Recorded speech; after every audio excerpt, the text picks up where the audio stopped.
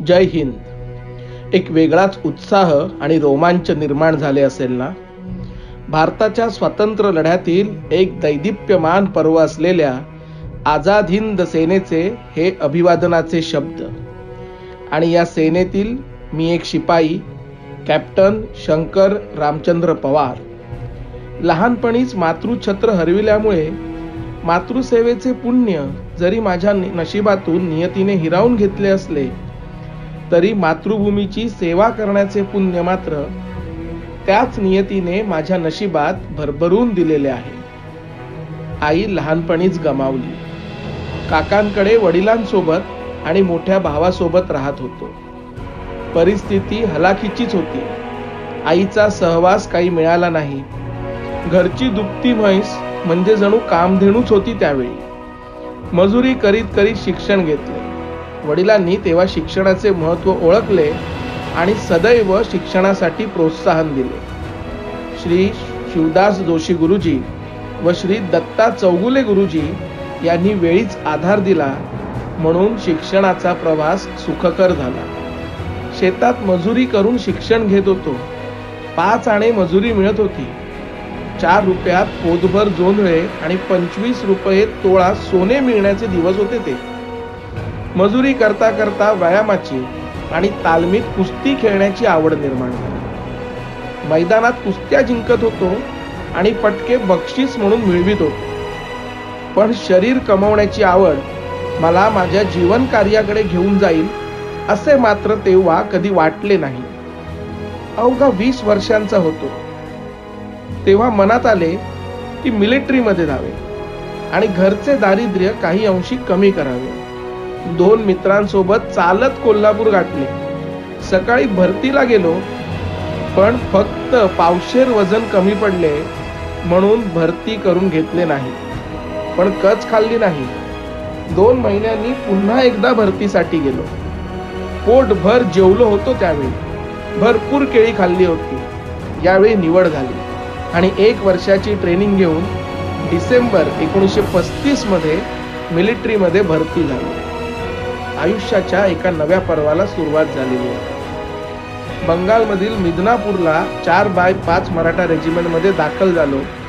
मिलिटरीमधून येणाऱ्या पगारातून पैसे जमा करून भावाच्या लग्नासाठी वडिलांवर झालेले कर्ज फेडत होतो.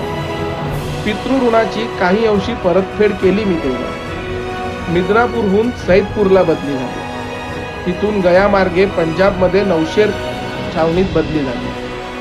लंडीकोटला शीख रेजिमेंट सोबत ट्रेनिंग घेतली. लंडीकोट पासून पेशावर, जे आजच्या पाकिस्तानात आहे ना, ते अवघे 30 मैलांवर होते. नौशेरमध्ये पहाडी परेड व्हायची. खेचरावर मशीन गन लादून 2000 फूट पहाड चढायचो आणि उतरायचो. एकदा अचानक पठाणांचा हल्ला झाला. रिटायर व्हा म्हणजे ताबडतोब खाली या असा सिग्नल आला आणि घाईघाईत खाली येताना खेचराचा पाय घसरला आणि त्या खेचराचं कंबरड मोडलं म्हणून ते खेचर तसेच टाकून खाली आलो तर ते खेचर पठाणांनी कापून खाल्लेले पाहिले. असेच दिवस सुरू होते. आता दुसरे महायुद्ध सुरू झालेले होते. जर्मन व इंग्लंड एकमेकांविरुद्ध उभे ठाकले होते. ब्रिटिशांना मिलिटरीत वाढ करायची होती. आम्हाला देवळालीला पाठवले. तिथे ट्रेनिंग दिली आणि मलायाच्या डिफेन्ससाठी डुनेरा लंडन बोटीने मलायाला पाठवले. सिंगापूरला पोचायला 15 दिवस लागले. तेव्हा मलायात 1 वर्ष कसे तरी काढले. त्याच वेळी जपानने थायलंडच्या दिशेने ब्रिटिशांशी युद्ध सुरू केले होते. आदरणीय रास बिहारी बोस त्यावेळी जपानमध्ये होते. आम्ही ब्रिटिशांच्या बाजूने युद्धात होतो खरे, पण जपानी विमानांमधून रास बिहारी आणि त्यांचे सहकारी पत्रके टाकत असत. त्यात लिहिलेले असे की ही लढाई ब्रिटिश व जपानी आर्मीमध्ये आहे. भारतीय सैनिकांनी यामध्ये सहभागी होऊ नये. सशस्त्र क्रांतीची एक वेगळीच परिभाषा रास बिहारी तेव्हा लिहित होते. मातृभूमीला ब्रिटिशांच्या दास्यातून मुक्त करण्यासाठीचा त्यांचा हा अभिनव लढा आमच्या मनात स्वातंत्र्याची आस निर्माण करीत होता. या पत्रकातील आपल्याला भारत देशाला स्वतंत्र करायचे आहे ही ओळ वाचली की संपूर्ण शरीरात चेतना निर्माण होत होती आणि डोळ्यात पाणी येत होतं. भारत मातेपासून इतके लांब बसलेले आम्ही, नोकरीच्या बंधनाने बांधलेले आम्ही, त्यावेळी हे सर्व विसरून जात होतो आणि माझी भारत माता स्वतंत्र झाली पाहिजे या एकाच विचाराने प्रेरित होत होतो. मायभूमीच्या स्वातंत्र्य लढ्यात आपण सहभागी होत आहोत ही भावना सर्वोच्च आनंद आणि समाधान देणारी होती. म्हणून मनापासून आम्ही त्या युद्धात भाग घ्यायचा नाही हे ठरविले आणि स्वतःहून जपानी सेनेचे युद्धकैदी झालो. किती विलक्षण होते ना ते सर्व. युद्धकैदी म्हणून पकडले गेलो याचा अभिमान वाटत होता. खरे सांगायचे तर हे युद्ध हरलो होतो तरी हे युद्ध जिंकलोच आहोत असाच भाव होता त्यावेळी मनात. पण आता खरी लढाई सुरू झाली होती. कॅप्टन मोहन सिंगांनी रासबिहारी बोस यांच्या मदतीने आझाद हिंद फौज बनवली होती. यात आम्ही भाग घेतला, परंतु मोहन सिंगांचे जपान्यांशी मतभेद झाले आणि त्यांनी आझाद हिंद फौजेतून अंग काढून घेतले. रासबिहारींनी मेजर जनरल जगन्नाथराव भोसले यांची मदत घेऊन पुन्हा एकदा आझाद हिंद फौजेचे काम सुरू केले. मात्र यावेळी रासबिहारींसमोर अनेक आव्हाने उभी होती. रासबिहारींसाठीचा हा अतिशय कठीण असा काळ होता. ऐन युद्धाच्या दुमश्चक्रीत रासबिहारी जर्मनीहून पाणबोटीने 90 दिवसांचा प्रवास करीत टोकियोत पोहोचले. या प्रवासात रासबिहारींना जे अनुभव आले असतील ना, त्यांचा विचारही करवत नाही. अक्षरशः मृत्यूच्या विळख्यातूनच प्रवास केला रासबिहारींनी त्यावेळी. जपानी सरकारशी बोलणी सुरू केली आणि रासबिहारी विमानाने सिंगापूरला आले.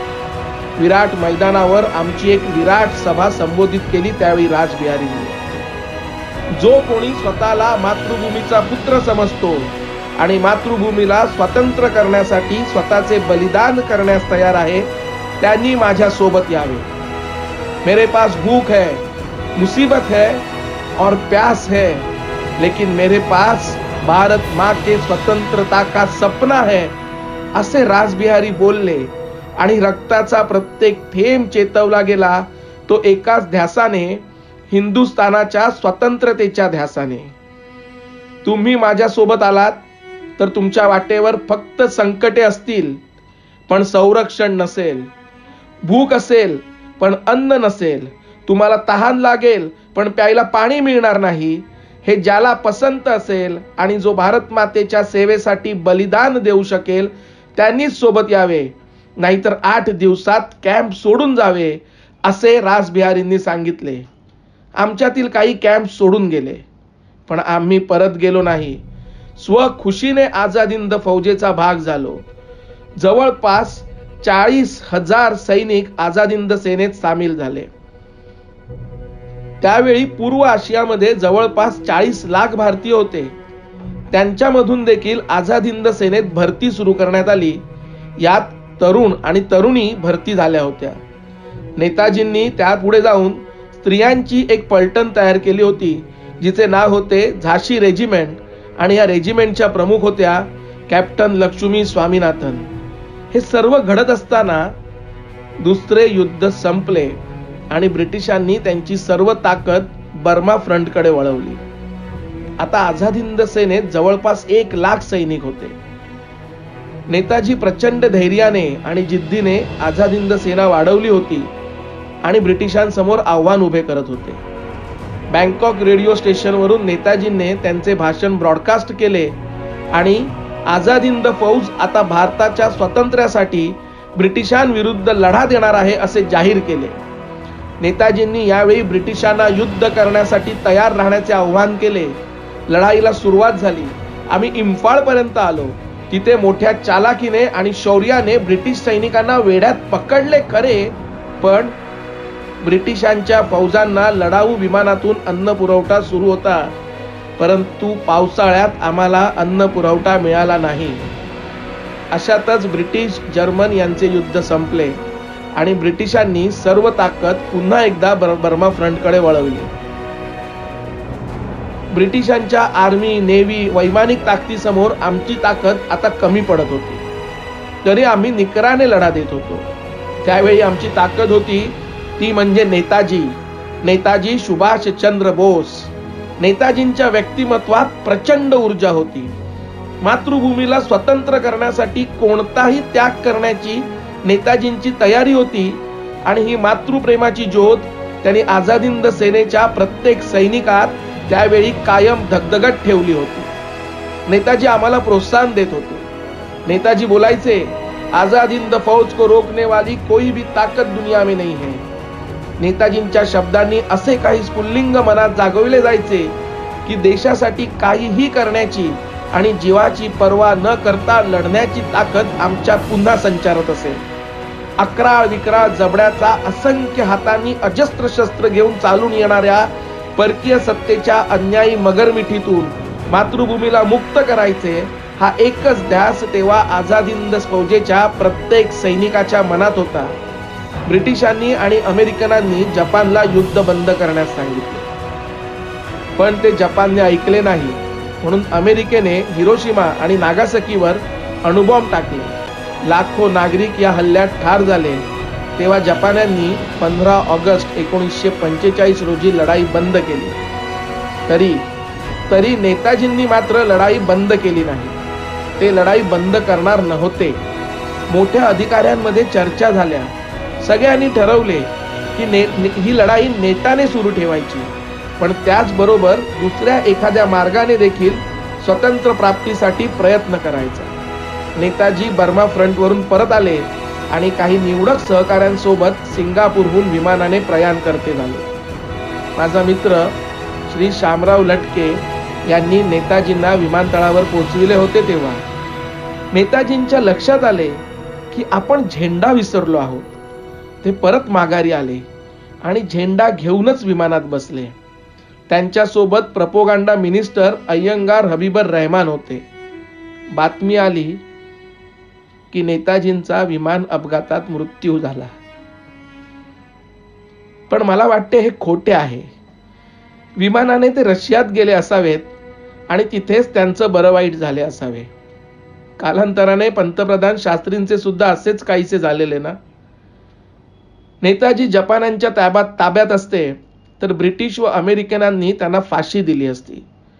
जगात उनोच्या कायद्यानुसार जो जागतिक शांततेचा भंग करतो त्याला फाशी देण्यात येते. त्याप्रमाणे जर्मनी व जपानच्या मोठ्या अधिकाऱ्यांना सिंगापुरात तेव्हा फाशी देण्यात आलेली होती. नेताजींच्या मृत्यूनंतर ब्रिटिशांनी आम्हाला कैद केले. आम्ही तेव्हा पिनांगच्या जेलमध्ये होतो. तिथे आमच्याकडून वाटेल ते काम करून घेतले जात असे. पोटभर जेवण तर कधी मिळालेच नाही. फक्त बचकभर भात मिळायचा. मी कॅप्टन होतो म्हणून आम्हाला अगदी तळाच्या खोलीत डांबून ठेवले होते. 2 कैदी ठेवतात तिथे आम्ही 3 होतो. लघवीला एक बादली कोपऱ्यात ठेवलेली असायची. रात्री भूक लागली तर पाण्याची एक बॉटल सोबत असायची आणि तेवढंच पाणी प्यायला मिळत असे. आंघोळीच्या वेळेला एक ख्रिश्चन ऑफिसर असायचा. पाण्याच्या हौदाजवळ नेले जात असे. तिथे एक डबडं ठेवलेलं असायचं. पहिली शिट्टी वाजली की ते डबडं पाण्याने भरायचं आणि दुसऱ्या शिट्टीला ते डोक्यावर ओतायचं. असे 3 वेळा झाले की आंघोळ झाली. मिळतील ते कपडे बदली करायचे. खायला अन्न नाही, प्यायला पाणी नाही. इतकेच काय तर शौचाची सुद्धा नीट सोय नाही. अशा अवस्थेत आम्ही मिनांगच्या तुरुंगात 8 महिने होतो. यानंतर हिंदुस्थानातून आमच्यासाठी आवाज उठवायला लागले होते. नेताजींचे आणि आझाद हिंद सेनेचे शौर्य आता हिंदुस्थानाच्या कानाकोपऱ्यात आणि प्रत्येक हिंदुस्थानियाच्या मनामनात पोहोचले होते. मातृभूमीच्या स्वातंत्र्यासाठी प्राणांचे बलिदान देण्यास तयार असलेला आझाद हिंद सेनेचा प्रत्येक जवान हा या मायभूमीचाच सुपुत्र आहे, तो देशद्रोही नाही, ही भावना आता जनमानसात पसरू लागली होती. भारतीयांच्या दबावापुढे ब्रिटिश शासन झुकले आणि त्यांना आमच्या विरुद्ध दिल्लीमध्ये खटला सुरू करावा लागला. हे जुलमी शासन आम्हाला देशद्रोही ठरवू पाहत होते, पण त्याच वेळी पंडित नेहरू, सरदार वल्लभभाई पटेल आणि माननीय बुलाबाई देसाई यांनी आमच्यासाठी खटला लढला. बुलाबाईंनी त्यावेळी गुलाम मनुष्यांनी स्वातंत्र्याकरिता लढणे हा त्याचा गुन्हा होऊ शकत नाही हा मुद्दा न्यायालयासमोर आणला आणि याच मुद्द्यावर न्यायालयाने आम्हाला सोडण्यात यावे हा आदेश दिला. आम्हाला कलकत्त्याला आणले गेले. बोटीतील गार्ड आम्हाला विनाकारण घाबरवत असत आणि त्रास देत असत. कलकत्त्याहून मुलतानला आणले आणि तेथे तुरुंगात ठेवले. मुलतानमध्ये प्रचंड उकडत होते तेव्हा. काही दिवसांनी ब्रिटिशांनी आमची स्टेटमेंट घेतली. आझाद हिंद सेनेत जबरदस्तीने गेला होता का की स्वतःच्या मर्जीने गेला होता असे विचारण्यात आले. इतक्या यातना सहन केल्यावरही मी घाबरलो नाही. मी म्हटले, स्वखुशीने गेलो होतो, हिंदुस्थानाच्या स्वातंत्र्यासाठी गेलो होतो. तो अधिकारी आवाक होऊन पाहत राहिला. पण तेव्हा मनात एकच भाव होता आणि मेंदूत एकच विचार, तो म्हणजे माझ्या मातृभूमीचे स्वातंत्र्य. त्यावेळी हे बोललो म्हणून फासावर जरी लटविले असते ना तरी आनंदाने प्राण त्याग केला असता. तेव्हा आम्हाला 400 रुपये आणि वॉरंट देऊन सोडलं. मग आम्ही मथुरेला गेलो. गाडीत टीसी भेटले, पण त्यांनी आम्हाला जराही त्रास दिला नाही. आझाद हिंद सेना प्रत्येक भारतीयाच्या मनात सन्मानाने विराजमान झालेली आहे हे तेव्हा लक्षात आले. मन अभिमानाने भरून आले आणि डोळे मात्र नेताजींच्या आठवणीने पाणावले होते. जगात कोणत्याही सैनिकाला मिळणार नाही अशी ओळख नेताजींनी आमच्या नावापुढे लावली होती आणि ती ओळख होती आझाद हिंद फौजेचा सेनानी. आयुष्य सार्थकी लागल्याचे समाधान मनात होते. मायभूमी आता स्वतंत्र होणार हा विश्वास तेव्हा वाटला, कारण सामान्य नागरिक आता बेडरपणे देशाच्या स्वातंत्र्यासाठी सज्ज झालेला लक्षात येत होते. नेताजींनी पेटवलेली स्वातंत्र्याची ज्योत आता स्वतंत्र लढ्यातील दीपस्तंभ झालेली होती.